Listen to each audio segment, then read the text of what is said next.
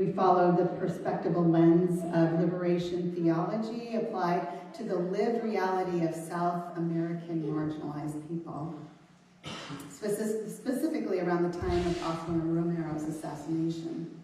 Beautiful artwork, and it's I have the PowerPoint actually on our website if you are interested in looking at it.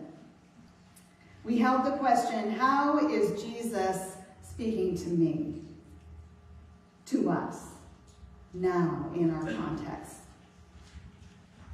I wrestle with this as I do every year. What precisely occurred when Jesus gave up his last breath? His body stopped circulating blood. His brain stopped firing neurons, no longer pulling in oxygen. Of himself, the Father, the parent, the creator of everything, to enter a space in which God would not be. This is hell.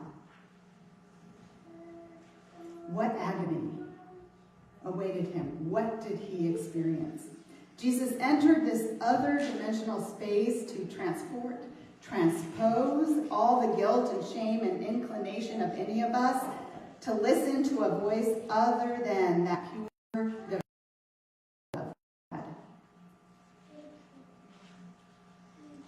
As I meditated on these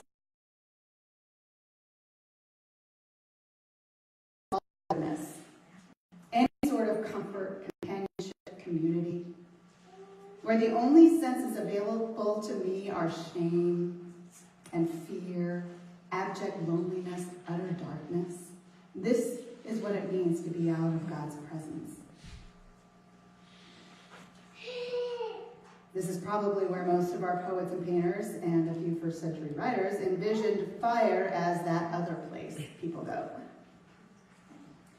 But it is a reality for any of us, at least in part. We've all experienced these things to some degree or another.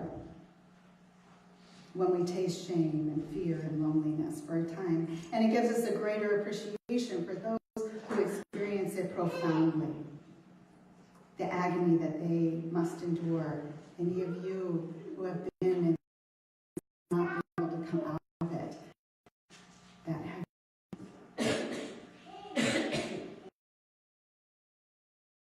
Created from himself, and it's a mystery to understand this really, but is a member of the most intimate relationship, closely knit community. Become this, what? Vessel? Sponge? His body receiving death in the most shameful manner, and went into that space where God could not go because God is goodness, God is love, in order to fill it with himself. His presence, the death of his body, the separation of soul, so that we would not have to. And then his soul returns and his lungs fill with air, his blood circulates and neurons fire, but this body can also walk through walls. I just think that's the most fascinating thing about his resurrected body. This body that now has holes in it, it's real, they can touch it. He can eat, he can hug. It can also defy physics as we understand it. How is it possible? And what does that mean for each of us and for the church? Because the New Testament is full of references to the metaphor of the church as Christ's body. So this kind of being informs how we understand how we are as a church. So I read The Physics of the Impossible, a number of years ago, probably when it first came out, by Michio Kaku. And he talks about all of the science fiction things that we can't do.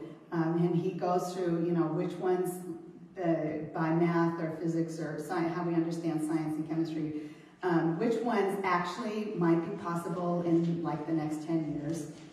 Which ones could possibly be possible in the next 100 to 200 years, whatever. Which ones are as far as